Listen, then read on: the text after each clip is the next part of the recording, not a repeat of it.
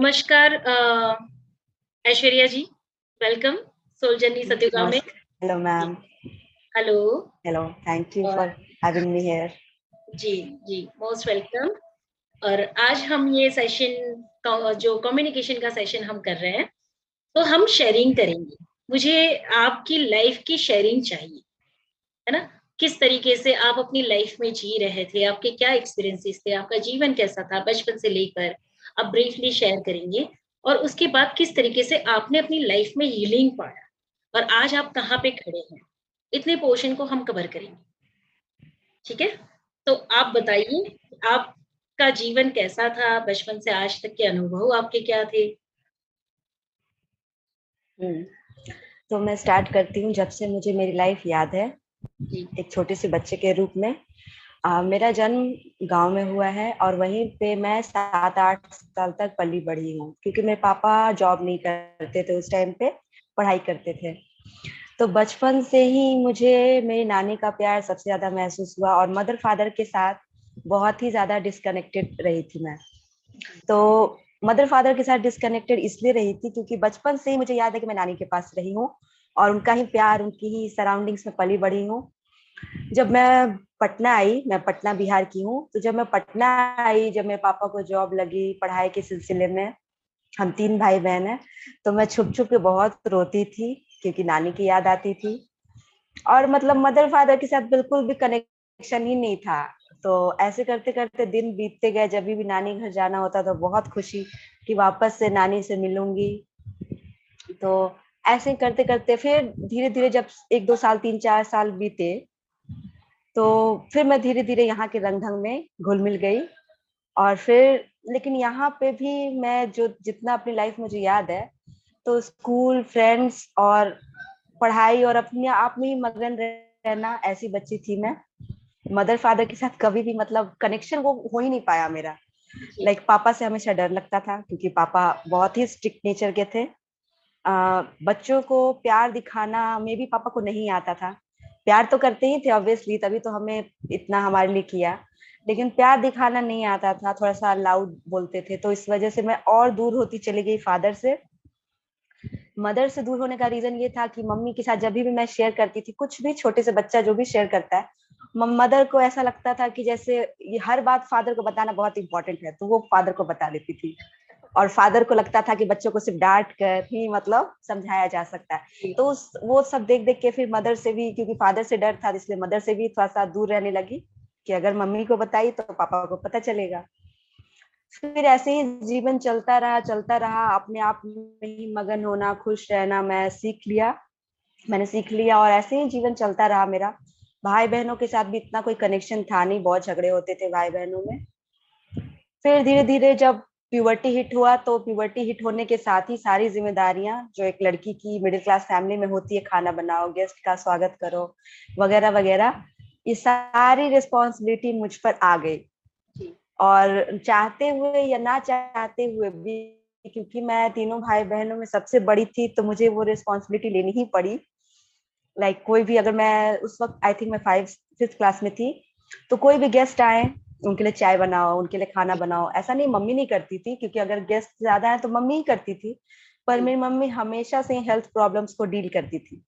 हुँ, तो घर में सबसे बड़ी थी, भाई बहन छोटे छोटे थे, तो अब कौन करेगा, तो मैं ही करूंगी, मैं चाहूँ या ना चाहूँ मैं ही करूंगी। जी, मम्मी अक्सर मुझे छोड़कर शादी ब्याह अटेंड करने, जैसे कि हमारे यहाँ होता है, तो उस वक्त भी मुझे ऐसे फील होता था जैसे ना चाहते हुए मुझे घर के रिस्पॉन्सिबिलिटी संभालनी पड़ रही है, जी, क्योंकि मैं भी खुद छोटी थी। 5th क्लास 6th क्लास, पापा मेरे टीचर हैं, तो वो भी स्कूल की इतनी दिनों की छुट्टियां नहीं ले सकते थे। हाँ, तो हमेशा ऐसे मोड़ आते गए, ऐसे ऐसे मौके आते गए जब मुझे रिस्पॉन्सिबिलिटी लेनी पड़ी। मैं चाहूँ या ना चाहूँ, मुझे वो रिस्पॉन्सिबिलिटी लेनी पड़ी। धीरे धीरे मैंने फील किया कि मैं काफी सारी, पता नहीं मुझे शेयर करना चाहिए या नहीं, पर धीरे धीरे मैंने फील किया कि एक लंबा एज मेरा ऐसे बीता जब मैं अकेले रहती थी ना, तो काफी सारी एंटिटीज को मैं देख पाती थी।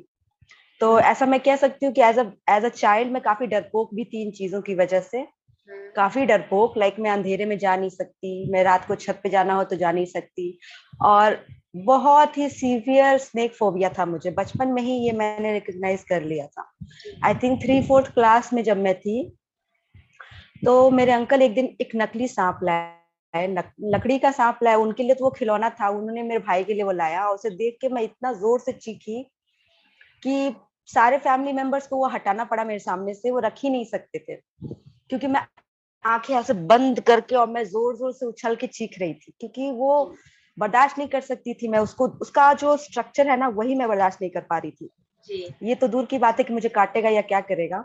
तो फैमिली को ये बात अब नोन हो गई कि इसको स्नेक फोबिया है। तो वो मजाक मजाक में करके बोलते थे कि शायद तुम्हारे पिछले जन्म में तुम्हें सांप ने काटा होगा, इसकी वजह से तुम्हें इतना डर है। और वो बात एकदम मेरे डीप अंदर में जाके बैठ गई, और मैंने भी उस बात को बिल्कुल बिलीव कर लिया। यस। और फिर ऐसे ही चलते चलते, जब आई थिंक मैं एट्थ क्लास में होंगी या 9th क्लास में होंगी, उस वक्त टीवी पे एक बहुत ही फेमस सीरियल आया करता था पास्ट लाइफ रिग्रेशन के ऊपर। जी, राज तो वो पूछिए जो जरा। सीरियल था ना, हाँ। बहुत ही ज्यादा, यस, तो वो जो सीरियल था ना वो बहुत ही न्यू कॉन्सेप्ट था सभी के लिए उस टाइम पे, क्योंकि ऐसे टॉपिक पे कोई सीरियल नहीं बना था। तो पूरा परिवार बैठकर बिल्कुल एकदम शांत होकर उस सीरियल को देखता था। और उस सीरियल के सारे एपिसोड जब जब मैं देखती थी ना, मुझे ये मेरे अंदर ये बिलीफ और गहराता गया कि जरूर मेरे लाइफ में जो ये स्नेक फोबिया है, इसका रीजन जरूर पास्ट लाइफ में है। पर ऑब्वियसली किसी को पता नहीं था कहाँ जाए, किससे क्या करवाएं, और ना ही फैमिली को, मतलब इन चीजों में पता, इंटरेस्ट होना एक अलग बात थी, पर उतना नहीं था कि हाँ चलो तुम्हारा करवाते हैं, और ना ही मेरे अंदर कोई वो ऐसा था कि मुझे भी करवाना है। और पर उस अंदर समय में पे था कि हाँ करवाते ऐसा तो, कुछ हो सकता है मेरे साथ हाँ, भी। उस समय पे करवाते तो भी किससे करवाते, ये भी तो बात थी ना। हाँ, उस टाइम इतना कुछ पता भी नहीं था, ना सोशल मीडिया हमारे पास था, ना हमारे पास वैसे कुछ जी, पता ही नहीं था ना किसके पास जाएं। तो वो एक जो बिल्कुल। चेहरा देखा ना, तो वो लगा कि वाह ये तो मैजिक था वो हमारे लिए, कि वाह ये तो मैजिक है, अच्छा पिछला जन्म भी होता है, अच्छा ऐसे होता है, लोग ऐसे मरते हैं इसलिए ऐसा तो ऐसे करते करते फिर 2010 में, आई थिंक 2010 के एंड में, और 11 चल रहा था उस टाइम पे, 11 स्टार्ट हुआ था। तो मेरी लाइफ में एक पर्सन आया जिनकी वजह से मेरी लाइफ पूरी चेंज हो गई। मेरी लाइफ का फर्स्ट कह सकते हैं रिलेशनशिप था वो, और उसी के बाद मेरी लाइफ पूरी चेंज हो गई। शॉर्ट रिलेशनशिप था लेकिन फिर भी इतना असर डाला मेरे जीवन पे कि उसके बाद मेरी शादी हो गई। और आफ्टर मैरिज, जब मेरे मैरिज फिक्स हुआ, सब ऑल ओके था। मैं बहुत ही खुश, एक्सपेक्टेशन से भरी हुई लड़की। मेरे मम्मी पापा ने कहा शादी कर, ये अच्छा होगा वो अच्छा होगा, और मैं सपनों में जीने वाली लड़की तो हमेशा से थी। तो मैंने भी उस उनके वो जो सपने दिखाए गए उसमें पूरा इन्वॉल्व होके और सपनों के बड़े बड़े महल बना डाले। जी। आफ्टर मैरिज पता चला रियलिटी तो कुछ और ही होती है। तो काफी टाइम लगा मुझे, करीब मेरे शादी के 2 साल तक मैंने वो जो एक्सपेक्टेशन टूटा मेरा, वो मैंने सफर किया। उसकी वजह से मेरा फेस का जो चार्म कह सकते हैं, जो एक लड़की के अंदर जो पहले था मेरे अंदर, वो चला गया। हमेशा मैं निगेटिविटी में घुसती चली गई, और ब्लेमिंग मोड में तो बहुत ही ज्यादा, सास को ब्लेम करना, हस्बैंड को ब्लेम करना, कभी कभी मदर फादर को ब्लेम करना, और सबको ब्लेम करके बच गया तो अपनी किस्मत को ब्लेम करना कि मेरी किस्मत नहीं। मतलब रिस्पॉन्सिबिलिटी तो मैंने कभी लिया ही नहीं कि कुछ और भी हो सकता है इसका रीजन। ऐसे करते करते जब फाइनली नहीं कोई एक्सपेक्टेशन पूरे हुए ना, तो फिर मुझे धीरे धीरे, कहते हैं जब कुछ नहीं मिलते तो अंगूर खट्टे हो जाते हैं ना, तो फिर मैंने कहने लगा छोड़ो, अब यही लोग ऐसे हैं, यही लोग खराब, मेरी क्या गलती है, मेरी किस्मत ही खराब। फिर ऐसे करते करते करते करते अभी कुछ टाइम पहले ही 2021 में जब मेरी मदर पास ऑन हो गई, तब जिंदगी का बहुत बड़ा झटका मिला मुझे। मैंने कभी एक्सपेक्ट नहीं किया था कि वो इतनी जल्दी चली जाएंगी। किसी ने भी एक्सपेक्ट नहीं किया था, क्योंकि मदर मेरी लाइफ में एक बहुत ही बड़ा सपोर्ट सिस्टम है। भले ही मैं उनसे डिस्कनेक्टेड रही हूँ, पर सबसे ज्यादा कनेक्टेड उन्हीं से रही हूँ। हमेशा कुछ भी प्रॉब्लम हो या कुछ भी मुझे अच्छा नहीं लग रहा, तो सीधे फोन उठाओ, मदर को कॉल जाएगा और मदर को सारी बात बताऊंगी। तो वो एकदम से जो एक सपोर्ट सिस्टम था, मुझे सुनने वाला था, वो एकदम से गायब हो गया। तो बहुत ही बड़ा वो मेरे लिए ट्रॉमा था। पर धीरे धीरे मैं उस ट्रॉमा से निकल रही थी। इस बीच में एक और टेलीविजन कपल थे जिनको मैं बहुत ज्यादा पसंद करती थी, जो कि इन सारे ट्रॉमा से मेरा एस्केप थे। मतलब अपनी जिंदगी में क्या चल रहा है सब भूल के मैं बस उनमें अपना ध्यान लगाती थी और मुझे अच्छा लगता था। मेरा बहुत सारा मतलब कह सकते हैं 24 घंटे में कई घंटे मैं उनको देती थी। सुबह के उठने से लेकर रात के सोने तक मेरे माइंड में बस वही। तो ये मुझे एस्केप लगा अपने प्रॉब्लम से, और इस एस्केप को उनकी लव स्टोरी मैं को देखना, हाँ? करती गई। फिर फाइनली जब वो, उनकी यस लव स्टोरी को यस, उनकी देखना। लव स्टोरी देखना। जी, हाँ। Yes yes. तो फिर जब उस कपल वो कपल अलग हुए तो वो तो ऐसा पेन था ना, उस वक्त मुझे फील हुआ जैसे मेरा कोई अपना ही चला गया हो। मुझे यानी लगा कि ही उस कपल में भी एक नहीं कि पर्सन की हाँ। डेथ हो जाना, हम्म उस कपल में भी एक पर्सन की डेथ हो जाना, हम्म। है ना? और उसके बाद आपको यस क्या यस रियलाइज होने यस। लगा? रियलाइज होने लगा, मुझे लगा कि लाइफ का कोई फायदा ही नहीं है, कुछ भी हो सकता है, कभी भी कोई भी जा सकता है। लाइफ से जैसे भरोसा ही उठ गया। मैं अपने फ्यूचर को भी नहीं अब देखना चाह रही थी हम्म। कि ये क्या इतनी जल्दी कैसे। इसका मतलब तो कोई भी कभी भी जा सकता है, जिंदगी पर से जैसे भरोसा ही उठ गया मेरा। जी। और अवॉइड करने लगी, मैं फोन देखना अवॉइड करने लगी। मैं 3-4 दिन तक रोती रही, मुझे ना भूख लगे ना प्यास लगे। और मैं सबसे इसमें खराब बात ये थी कि मैं फैमिली मेंबर इस चीज को समझ ही नहीं पा रहे थे। उनका कहना था तुम पागल हो गई हो, एक सेलिब्रिटी तो था, क्यों तुम इतना रो रही हो, तुम तो ऐसे बिहेव कर रही हो जैसे तुम्हारे घर का कोई। और लिटरली मैं वही फील कर रही थी जैसे मेरा अपना ही कोई, क्योंकि वो आइडियल थे ना मेरे लिए। तो ऐसा हुआ तो बहुत असर हुआ। फिर धीरे धीरे कहते हैं जिंदगी भगवान ने सब कुछ भूलने की ताकत दी है। धीरे धीरे धीरे धीरे सब कुछ, आई थिंक ये सितंबर में हुआ था। उसके बाद सडनली मेरी आदत थी कि मैं जब भी मोबाइल पे ये स्क्रॉल करती थी, यूट्यूब देखती थी, तो स्पिरिचुअल वीडियोस और मेरा जो मेन इंटरेस्ट था पास्ट लाइफ रिग्रेशन, तो वो मैं ज्यादा देखती थी। पास्ट लाइफ रिग्रेशन से रिलेटेड सारी वीडियोस देखती थी मैं कि कैसे होता है, कैसे कर रहे हैं, अच्छा मुझे भी करना। कई बार मैंने गाइडेड मेडिटेशन पास्ट लाइफ का भी ट्राई किया, पर कोई फायदा नहीं हुआ, क्योंकि मुझे कुछ भी नहीं दिखता था। गाइडेड मेडिटेशन को मैंने टीवी सीरियल में देखा था, तो वो एक आइडल थे, क्योंकि उनके अलावा तो किसी को देखा ही नहीं, जाना ही नहीं। तो एक आइडल थे, लेकिन पता नहीं था कि उन तक कैसे पहुंचूं, कैसे जाऊं। फिर मनी इशू भी था, क्योंकि मैं कुछ भी अर्न नहीं करती थी, और फैमिली को जाकर मैं कहूँ कि अगर मुझे पास्ट लाइफ रिग्रेशन करवाना है, तो फैमिली मेंबर्स ऑब्वियसली जिस चीज में उनका बिलीव नहीं है वो क्यों इन्वेस्ट करेंगे। लेकिन मेरे पास कुछ पॉकेट मनी जमा थी कि जो मैं अपने हस्बैंड से लिया करती थी। तो फिर मैं, अब कहते हैं जहां पे सोल जिस तरफ जाना चाहता है ना, वो आपको खींच कर उधर ही ले जाता है। मेरे हस्बैंड ने को मैंने बताया, मेरी सिस्टर को मैंने बताया, ऑब्वियसली मदर थी नहीं तो यही दोनों से मैं क्लोज हूँ, तो इन्हीं दोनों को बताया। इन दोनों ने साफ साफ मना किया कि नहीं, मैं सपोर्ट नहीं करूंगा ऐसी चीजों को। मेरी सिस्टर ने भी कहा कि तुम पहले इस लाइफ को तो जियो ना, क्या जानना है तुम्हें पास्ट लाइफ के बारे में, क्या जरूरत है तुम्हें जानने की। पर मैं रुकी नहीं, मैं सर्च करती रही। अब क्योंकि मनी इशू भी था, मुझे पॉकेट मनी से ही करना था, तो और फर्स्ट टाइम मैं करने जा रही थी, तो मेरे को ऐसा भी था कि ऑनलाइन करूंगी, पता नहीं सक्सेसफुल होगा या नहीं होगा, क्या पता मुझे कुछ दिखेगा भी कि नहीं, किससे करवाऊं किससे नहीं करवाऊं। मैंने काफी तोल मोल जिसे कहते हैं वो सब कुछ मैंने किया। तो फिर मुझे आपकी वीडियोस बहुत दिखती थी, आपकी ज्ञान वाली जितनी भी वीडियोस है मैं बहुत देखती थी। तो फिर उस वक्त तक मतलब इतनी वीडियोस मैं देख चुकी थी, लेकिन मुझे अभी तक ये नहीं पता था कि आपको कांटेक्ट कैसे करना है। तो फिर एक दिन मैंने आपके कमेंट्स पढ़े, उसमें व्हाट्सएप नंबर था, और आपने मतलब एक लिख लिख रखा था कमेंट कि मतलब अगर आपको करवाना है तो व्हाट्सएप नंबर पे कांटेक्ट करें।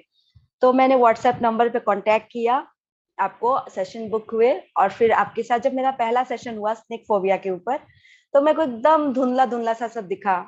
लाइक फर्स्ट एक्सपीरियंस था वो मेरा, एकदम धुंधला धुंधला सा दिखा। तो मुझे लगा ये क्या, मैंने तो कुछ और देखा था टीवी पे कि ऐसे दिखाते हैं, वैसे बताते हैं, ऐसे लोगों को दिखता है कि अपना जन्म देखो, ये वो। और मुझे तो ऑल दो पूरी लाइफ दिखी, लेकिन फिर भी आपके साथ वो सेशन बुक किए, तो एक्सपेक्टेशन बहुत हाई थी मेरी कि जो मैंने टीवी पे देखा है ना, बिल्कुल एकदम एग्जैक्टली जैसे लोग रोते हैं पूरा फील करते हैं, एकदम वही मुझे दिखेगा, बिल्कुल वैसा एक्सपीरियंस होगा। पर वैसा एक्सपीरियंस नहीं था मेरा, काफी धुंधला धुंधला दिखा था, लेकिन दिखा था पूरा लाइफ। अब क्योंकि ये पहला एक्सपीरियंस था, इसलिए मैं ट्रस्ट भी नहीं कर पा रही थी कि एक्चुअली में मैं जो देख रही हूँ सही है। फिर प्लेस भी मेरा दादी घर जहाँ पे है वहां का प्लेस था, तो और कंफ्यूजिंग था मेरे लिए कि एग्जैक्टली मैंने सही देखा या मैं इमेजिन कर रही हूँ। पर फिर भी क्योंकि अब मैं ट्रस्ट बहुत ज्यादा था, तो फिर मैंने कहा कि नहीं, जो दिखा है ठीक है, अगर नहीं कुछ दिखा तो शायद मेरी ही वजह से या मेरे में कुछ प्रॉब्लम होगी, या फिर मेरे कुछ ऐसा, उस वक्त भी पता नहीं था कि आपके सेंसेस ब्लॉक्ड रहते हैं, इस वजह से कुछ प्रॉब्लम आ सकती है, वो सारी चीजें नॉलेज नहीं थी मेरे पास। तो फिर अब उसके बाद भी हस्बैंड ने टॉस मारा कि क्या फायदा है दिखने का, क्या हो गया देख के। मैं चाहती थी जो मैंने देखा वो मैं शेयर करूं अपनी बहन के साथ, अपने हस्बैंड के साथ। मैंने शेयर किया भी, पर दोनों ने कुछ रिस्पॉन्स नहीं दिया। लाइक उनको इंटरेस्ट ही नहीं था, उनकी भी गलती नहीं है ना, उनको इंटरेस्ट ही नहीं है जिस टॉपिक में, वो क्यों इंटरेस्ट दिखाएंगे। उसके बाद लेकिन एक चीज थी कि इसके बाद से मैंने मेडिटेशन शुरू कर दिया था। मेडिटेशन मैं करती थी, इसके पहले मेडिटेशन वर्ड तो फेमिलियर था मेरे लिए, पर कभी करती नहीं थी क्योंकि बोरिंग लगता था। लेकिन इसके बाद से रेगुलर मेडिटेशन मैंने करना शुरू कर दिया, और इसका फायदा ये हुआ ना कि अचानक से एक दिन मेरे माइंड में आया कि मुझे भी ये कला सीखनी है, कितनी इंटरेस्टिंग चीज है ना, पास्ट लाइफ देखना और दिखाना, मुझे भी ये सीखना। और मैंने अपने हस्बैंड को बताया कि अब मुझे भी कुछ पढ़ाई करनी है। तो उन्होंने पूछा क्या पढ़ाई करनी है। मैंने उनको बोला कि मुझे पास्ट लाइफ रिग्रेशन सीखना है। उनका रिस्पॉन्स बहुत ही कड़क, मेरे को ऐसी चीजें नहीं सिखानी जिसमें मैं किसी को बता भी नहीं पाऊं कि मेरी बीवी क्या करती है, और मेरे लिए एकदम शॉक। लेकिन बचपन का वो बिलीफ ट्रिगर हो गया फिर से, क्योंकि बचपन में मैं डांस बहुत पसंद था मुझे, तो डांस सीखना चाहती थी। तो मदर को बताया कि मम्मी मुझे डांस सीखना है।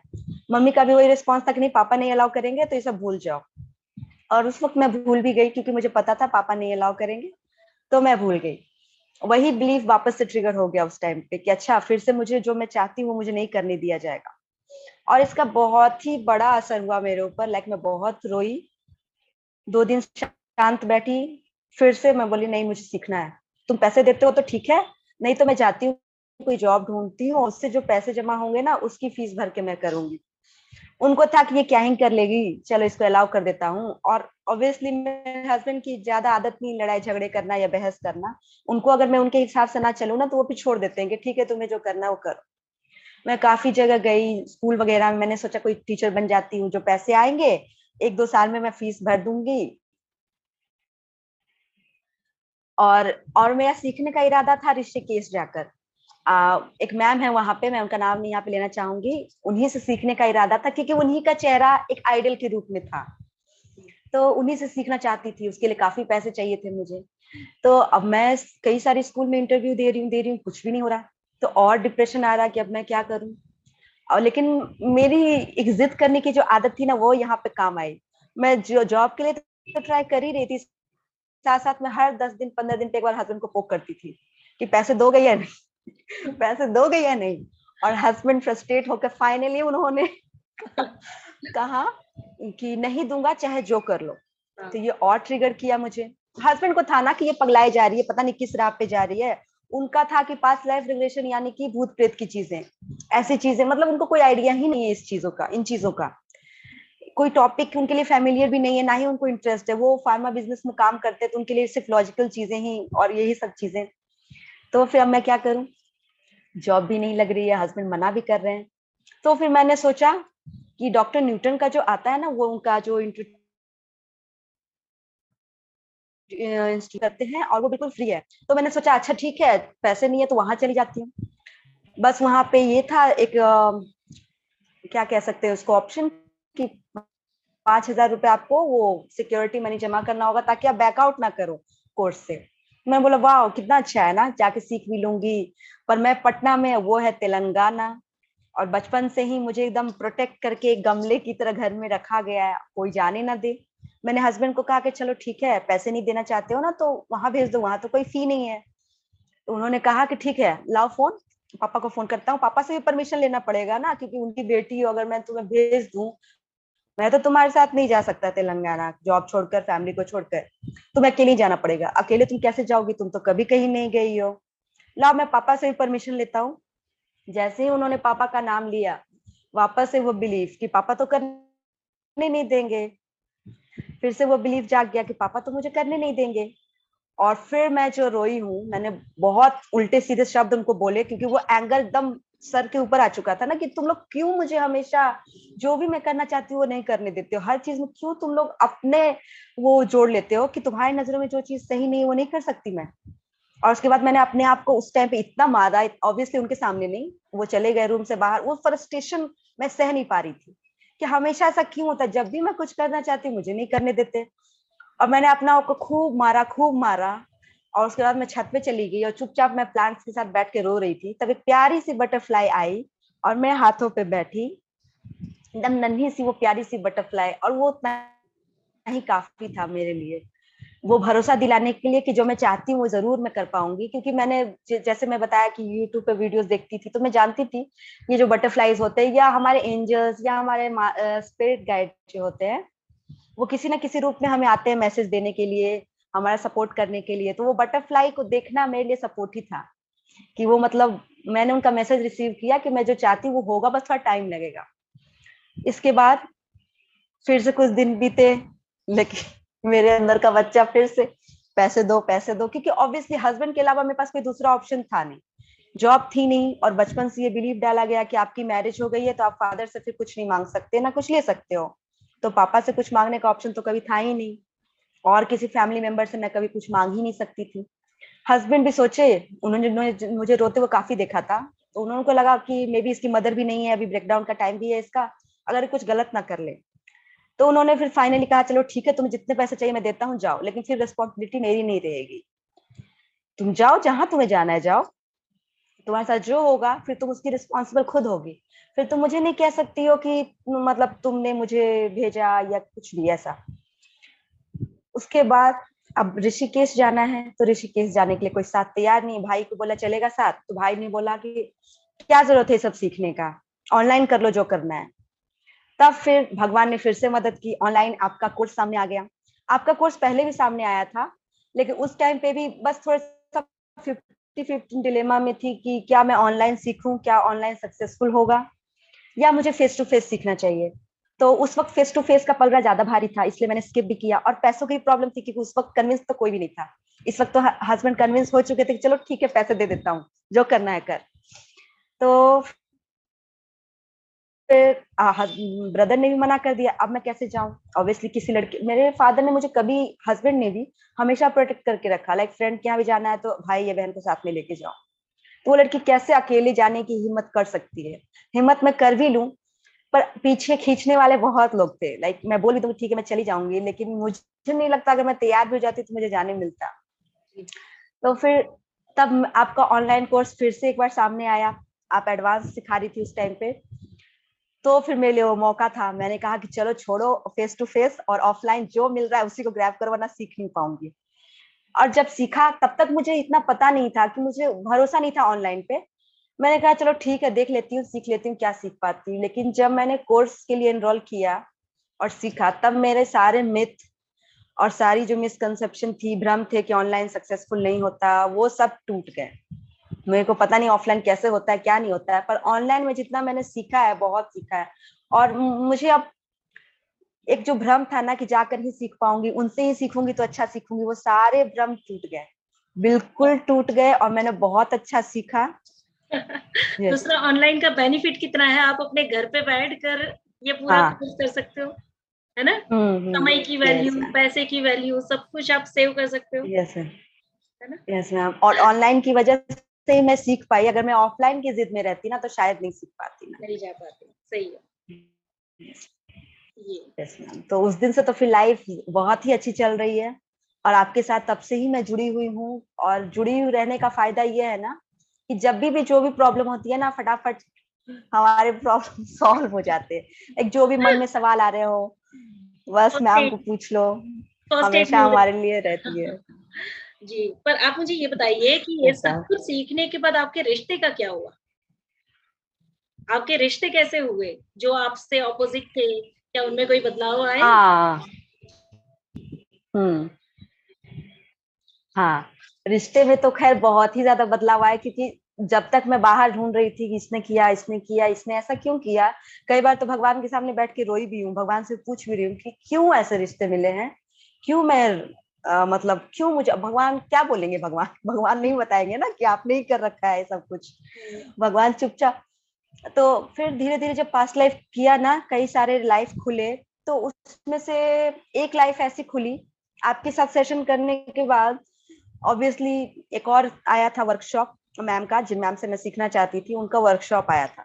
तो उनके साथ एक वीक का वर्कशॉप में मतलब एवरीडे पास्ट लाइफ देखे गए 4-5, सारी की सारी लाइफ धुंधली दिखी, सभी लाइफ धुंधली दिखी, दिखी सब कुछ। हम पता है कि ये हो रहा है, कहानी ये चल रही है, मैं ये हूँ, मेरे साथ ये हो रहा है। उस दिन एक और चीज क्लियर हुई कि अच्छा, जो पहली बार जो लाइफ देखी ना वो गलत नहीं थी। इसका मतलब उस दिन से बिलीफ आ गया कि इसका मतलब मेरी सारी लाइफ मुझे ऐसी ही दिखेगी।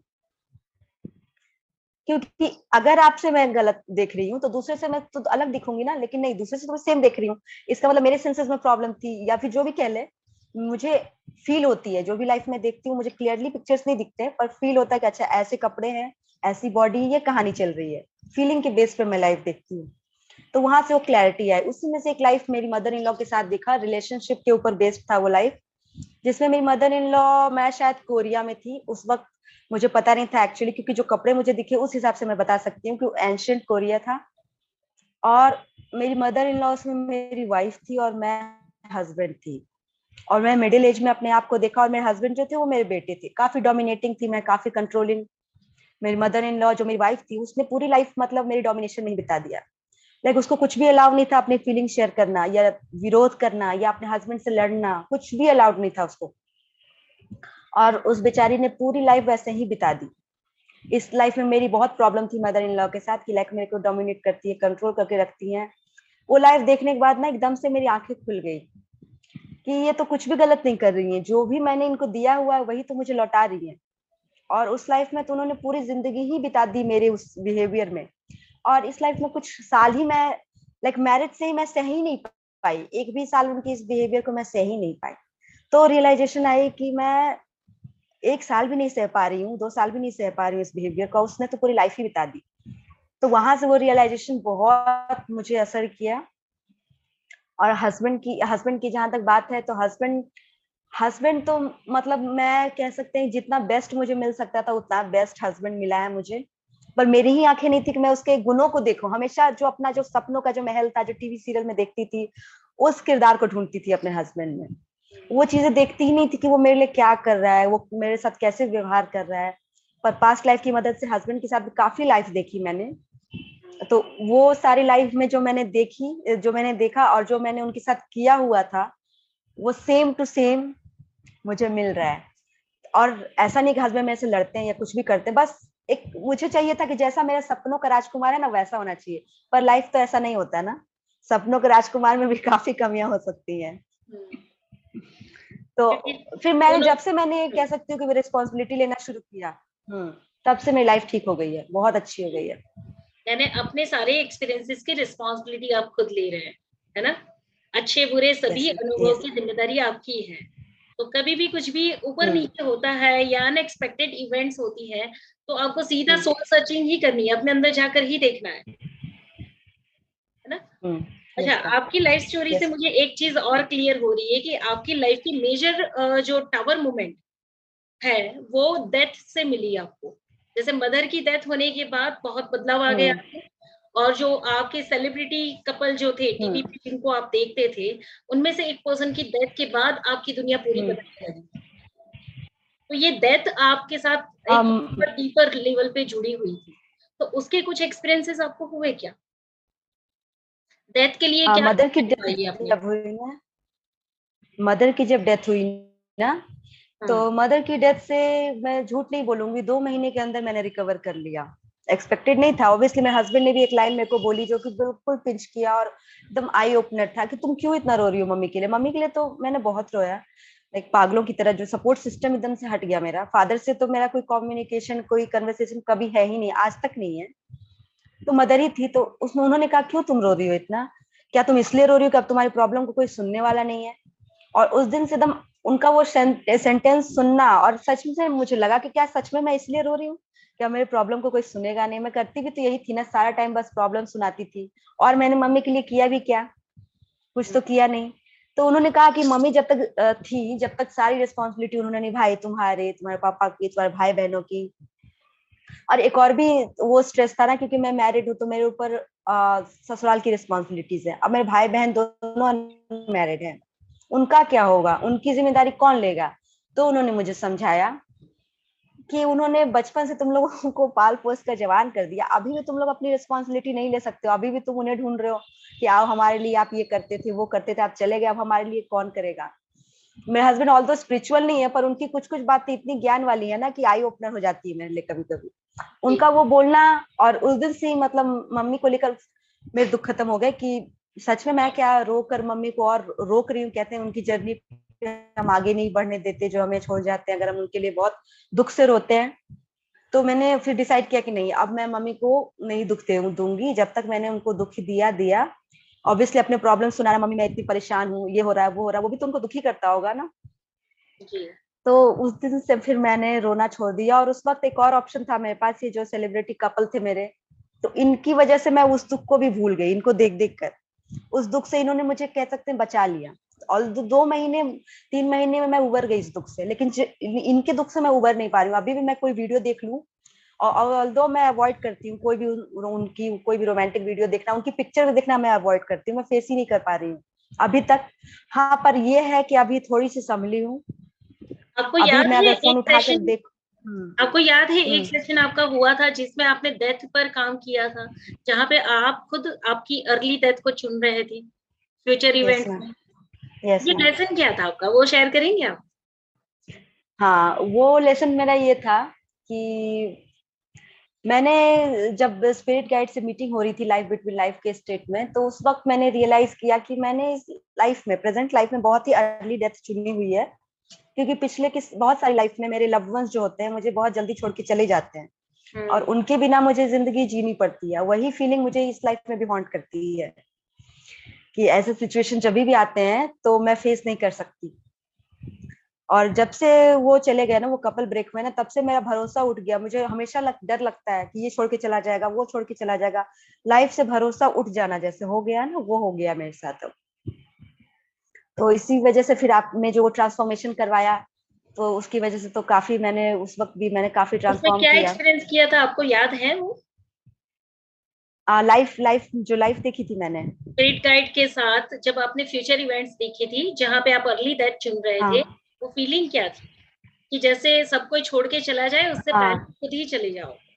तो हाँ। अपनी अबाउट हम्म। कितनी एज पे आप यहाँ से डेथ चुन रहे थे इस करंट लाइफ की? 45। 45 की एज में आपने डिसाइड कर लिया था कि आप यहाँ से चले जाएंगे। फिर उसका हम्म। ट्रांसफॉर्मेशन कैसे किया, मतलब क्या हुआ था, मुझे थोड़ा सा याद करवाइएगा। आपने ट्रांसफॉर्मेशन करवाया था ना, लाइक हाँ। फ्यूचर दिखाया था कि अगर आप इस एज में डेथ चुनते हो। उसके बाद फिर आई थिंक स्पिरिट गाइड सामने आए थे, और आपने जो जो कमांड्स दिए थे उसको फॉलो करते हुए मैंने देखा था कि अगर मैं इस लाइफ में अर्ली डेथ नहीं चुनती हूँ तो आगे की लाइफ मेरी कैसी होगी। और हम्म। आगे जो मैं जीवन लेने वाली हूँ, आगे का जीवन जो मेरा था वो योगी वाला था। तो आपने मुझे कमांड्स दिए थे कि अगर मैं योगी जैसी लाइफ इसी लाइफ में जी लूँ, प्रेजेंट लाइफ में, तो मुझे आगे योगी की लाइफ जीने की जरूरत नहीं पड़ेगी। और फिर कमांड्स ऐसे थे, मुझे ठीक से याद नहीं है पर एक्सपीरियंस याद है अपना, कि लाइक आपने आकाशिक रिकॉर्ड्स मुझे दिखाए थे, उसमें फिर चेंजेस करवाए थे, मेरी लाइफ को आगे बढ़ाया था, और रियलाइज करवाया था जिंदगी का महत्व। अगर ह्यूमैनिटी को सर्व करना चाहते हो तो आपको जीना पड़ेगा। और आपने मतलब मेरे अंदर बिलीफ आ ही नहीं रहे थे, मैं चेंज करना चाह ही नहीं रही थी बिल्कुल भी, जी। पर आपने बहुत अच्छे से मुझे कन्विंस किया उस टाइम तो पे ताकि मैं चेंज ये करूं। डिस्कशन इसलिए कर रहे हैं कि यहाँ पे आप ये बिलीव करते हैं कि आपकी लाइफ कितना आप जीवोगे ये आप पहले से डिसाइड करके आए हो, पर किसके अकॉर्डिंग डिसाइड किया है? आपके अंदर के फियर के अकॉर्डिंग। अगर उस हम्म। फियर से अगर आप डील कर लेते हो, उस फियर को रिलीज कर लेते हो, तो आपकी लाइफ जो एक्चुअली नेचुरल जितनी होनी चाहिए उतनी आप एक्सपांड कर सकते हो। हम्म। अगर एक हम्म। लेसन लर्न कर लिया तो आप अपनी लाइफ को एक्सपांड कर सकते हो, जो आप नहीं करना चाहते थे। हाँ, मैं नहीं करना है चाहती ना? थी। क्योंकि ये डेथ हम्म। का मंजर जो था वो आप अनुभव नहीं करना चाहते थे। तो आपकी हम्म। आंखों के सामने सब कोई मरे, उससे पहले ही आप यहाँ से चले जाओ, ये आपने चूज किया था। अगर इस डेथ के लेसन को लर्न कर लिया तो 45 हम्म। की एज पे आप डेथ नहीं लेंगे और हम्म। आप 70 टू 80 ईयर की एज पे डेथ लेंगे। You can change your Akashic records hmm. और you can change your destiny even. ये यस मैसेज मैं यहाँ पे यस क्लियर मैम। करने के लिए ये आपसे पूछ रही हूँ, है ना? और उसके बाद भी आप लाइफ को एक्सपांड करने से डर रहे थे, यस नहीं मैम। चाहते थे हाँ, कि ये मैसेज। मैं लाइफ को एक्सपांड करूं। है ना? पर वहां पे एक लेसन था जो आपसे लर्न करवाया गया, तब जाके आप लाइफ को हम्म। एक्सप्लोर कर पाए, हाँ है ना? हाँ हाँ। Yes ma'am. Okay, okay. Yes ma'am. अभी आप मुझे ये बताइए कि कितनी सारी प्रोसेस से आप गुजरे हैं, है ना? वर्कशॉप भी आपने कर लिए, काफी कुछ सीख भी लिया। अभी आपको लोगों को पास्ट लाइफ जब आप सर्व करते हैं, कैसा महसूस करते हैं? जब आप दूसरों की लाइफ हील करते हैं, कैसा लगता है बहुत अच्छा। आपको? बस। बहुत अच्छा लगता है। आ, बहुत अच्छा लगता है और बहुत इंटरेस्टिंग लगता है मुझे कि मतलब थोड़ी सी चीज है कि लोग रिस्पॉन्सिबिलिटी अगर लेना शुरू कर देना तो इससे भी काफी हीलिंग होती है।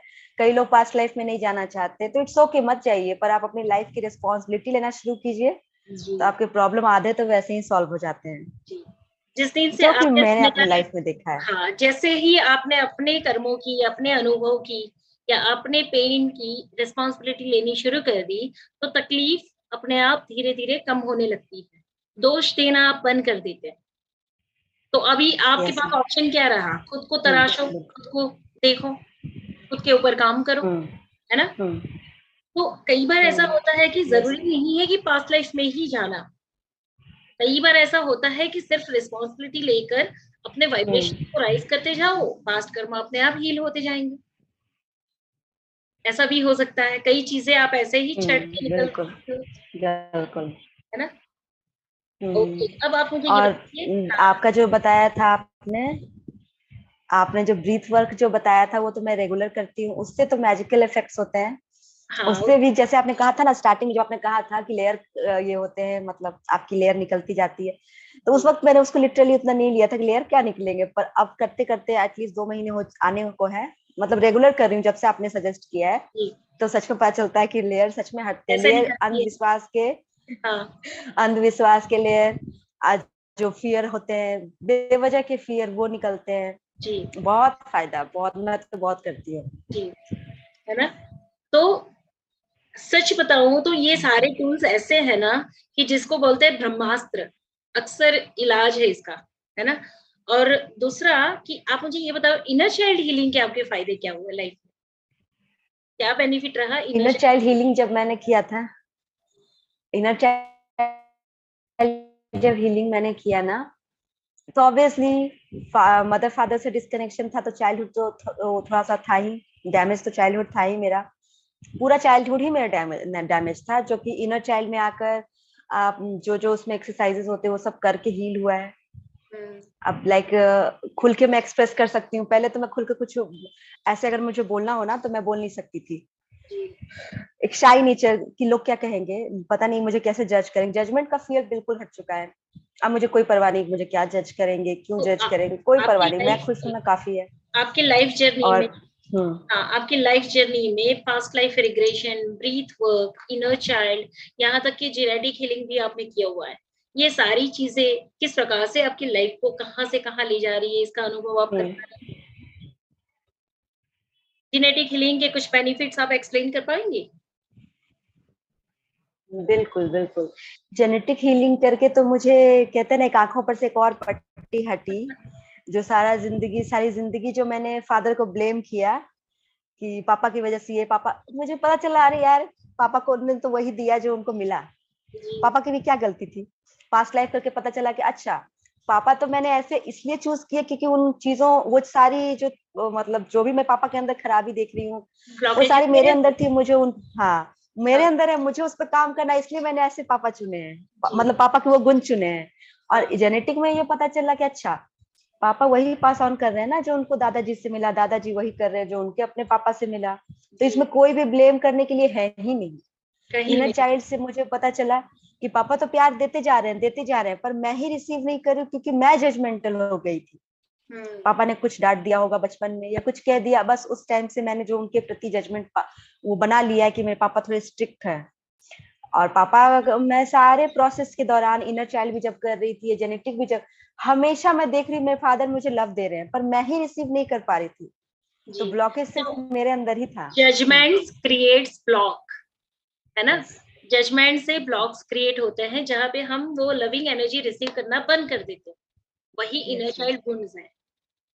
Yes ma'am. तो हर एक फैक्टर आपकी लाइफ को कैसे इफेक्ट करता है और उससे आपकी लाइफ कितनी वुंडेड होती है। और जब आप उन सारे फैक्टर्स को हील करना शुरू करते हैं तो एक सेंस ऑफ फ्रीडम आप एक्सपीरियंस कर पाते हैं। क्या आप वो फ्रीडम वाली लाइफ जी रहे हैं आज?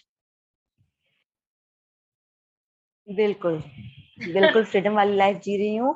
और हर दिन, हर एक आगे बीतते हुए दिन के साथ ना, अचानक से बैठी रहती हूँ ब्रीथ वर्क में या मेडिटेशन में, तो सडनली पापा का प्यार दिखने लग जाता है मुझे। हाँ। मैं फील कर पाती हूँ कि जब भी मैं अपने घर जाती थी तो मुझे हमेशा लगता था कि मम्मी वेट करती है मेरे आने का, या मम्मी खुश होती है, या मैं अचानक से जाती हूँ। पर मैंने रियलाइज कि पापा भी उतने ही खुश होते हैं, पापा भी उतने ही बेताबी से वेट करते रहते हैं कि कब आएगी कब आएगी। ऑल्दो मम्मी बोल देती है, खुशी दिखा देती है, पर पापा खुशी नहीं दिखाते। वो सारी चीजें मुझे रियलाइज हुई हैं। जी। अगर मैं ये कोर्सेज नहीं करती तो शायद मैं कभी रियलाइज नहीं कर पाती इस लाइफ में। जी, अब ये बताइए कि आपका लाइफ पर्पस क्या है? आप क्या करना चाहते हैं? आप इस एक्सप्रेशन के साथ, इस फ्रीडम के साथ आप क्या करना चाहते अभी तो बस अब एक ही मतलब लक्ष्य है मेरी लाइफ का, कि जो भी मेरे सामने आए उसको मैं भगवान ऐसी मतलब मेरे शब्दों में वो ताकत दें कि मैं पास्ट लाइफ रिग्रेशन के थ्रू या जैसे भी जेनेटिक हीलिंग भी सीख चुकी हूँ तो उसको इस्तेमाल करके, ऑल्दो मैं जिम के साथ भी प्रैक्टिस करती हूँ तो मैं कभी कभी जरूरत पड़ने पे इनर चाइल्ड और जेनेटिक हीलिंग भी इंक्लूड करती हूँ, हैं? जी। तो उनको उनकी लाइफ हील कर सकूं। ऑल्दो मैं चारों तरफ देख रही हूँ कि काफी लोगों के बीच में प्रॉब्लम है, लेकिन लोगों के बीच में नहीं, लोगों के मतलब लाइफ में प्रॉब्लम्स है, पर लोग इस चीज को एक्नॉलेज ही नहीं करते कि वो कोई प्रॉब्लम है। वो हमेशा ब्लेमिंग मोड पे रहते हैं, जी। और पर उस वक्त बहुत बेबस फील होता है कि मैं एक चाह चीज कर भी। हमेशा याद रखिएगा, जब हम्म। आपकी फ्रीक्वेंसी सर्विस के मोड पे आ जाएगी ना, आपसे हील होने वाले लोग आपसे जुड़ना शुरू कर देंगे। आपको डिजर्विंग बनना है, आपको अपने आप को उस लेवल पे ले आना है जो कि आप आ चुके हैं, आप आ रहे हैं, है ना? यस। आप उसी प्रोसेस में है। यस। तो अगर एक एक व्यक्ति को अगर आपको सौंपा जाए, तो क्या आप ये कॉन्फिडेंस फील करते हैं कि आप उसकी पूरी लाइफ को अच्छे तरीके से हील कर लेंगे? उतना नॉलेज आप बिल्कुल, कर चुके हैं ना? बिल्कुल पहले मैं नहीं कर सकती थी, पर अभी मैं बोल सकती हूँ कि हाँ मैं कर सकती हूँ। और जी। क्या पता है क्या प्रॉब्लम थी? मैं आप यहाँ पे अपनी प्रॉब्लम भी एक्सेप्ट करना चाहूंगी कि जब मैं पास्ट लाइफ कर रही थी ना तो मुझे लगा यही सक्सेस है, किसी की पास्ट लाइफ दिखा दी बस हो गया, यही सक्सेसफुल एक सेशन है। पर नहीं, एक्चुअली इंटीग्रेशन का जो फेज होता है ना लाइफ बिटवीन लाइफ के जी। स्टेट का, वहाँ बहुत इंपॉर्टेंट कमांड्स चाहिए। जी। तो एक दिन मैंने अपनी जो मेरी कह सकते हैं क्लासमेट, क्योंकि हम सभी एक क्लास में पढ़ते हैं, सीखा मैंने हमने आपसे, तो उनका नाम मैं शायद नहीं लेना चाहूंगी यहाँ पे मे बी। तो उनसे जब मैंने सेशन लिया ना, मेरे ऊपर वो हुआ वो सेशन, और उनके जो कमांड्स थे ना, वो अगेन आई ओपनर थे कि इतनी छोटी सी चीज मैं मिस कर रही थी, बस यही तो करना होता है। मुझे समझ ही नहीं आता था कि मैं क्या करूं, कैसे कमांड्स दूं। और उस दिन सेशन के बाद ना एकदम आंखें खुल गई कि अरे यही तो करना होता है, यही तो छोटी सी चीज मिसिंग है। और उस दिन से मैं जितनी भी प्रैक्टिस कर रही हूँ ना, हर सेशन में उस चीज को अप्लाई करती हूँ। जी। तो उस दिन से हाँ मैं कॉन्फिडेंटली कह सकती हूँ कि हाँ मैं कर सकती हूँ। ट्रांसफॉर्म कर सकते हैं। मेन है इंटीग्रेशन फेज, कि अगर वहां पे as a therapist, as a doctor या एज अ आप हीलर अगर अवेयर रहे, तो मेजर ट्रांसफॉर्मेशन आप वहां पे ला सकते हैं। यस। एक व्यक्ति को पास्ट लाइफ में ले जाना बहुत बड़ी बात नहीं है, कोई बिल्कुल। भी ले जा सकता है। हम्म। पर उस एक ही लाइफ में आप कितना इंटीग्रेशन करवा के कितना ट्रांसफॉर्मेशन दे सकते हो, दैट इज इम्पॉर्टेंट, है ना? यस। और वहीं पे एक मेजर मूवमेंट आती है जहां पे लाइफ यू टर्न ले लेती है। हम्म। कौन सी दिशा में जा रहे थे और नई दिशा कौन सी आपके लिए खुल जाती है। So all the best. इसी के थैंक यू। साथ आप इसी प्रोसेस में लगे रहें, लोगों को हील करते रहिए, और ज्यादा से ज्यादा जितनी लाइफ आप ट्रांसफॉर्म कर सकते हैं करते रहिए। हम इसी तरीके से शेयर करते रहिए, है ना? आगे थैंक चल यू के आपके मैम। क्लाइंट के साथ के या कुछ लोगों के साथ के एक्सपीरियंसेस भी शेयर करेंगे। और दूसरा, हम्म। आपके वीडियोस को रिकॉर्ड करके भी हम चैनल पे अपलोड कर रहे हैं, ताकि आगे अपने साथ जुड़ने वाले लोग भी फेमिलियर हो पाए आपसे भी।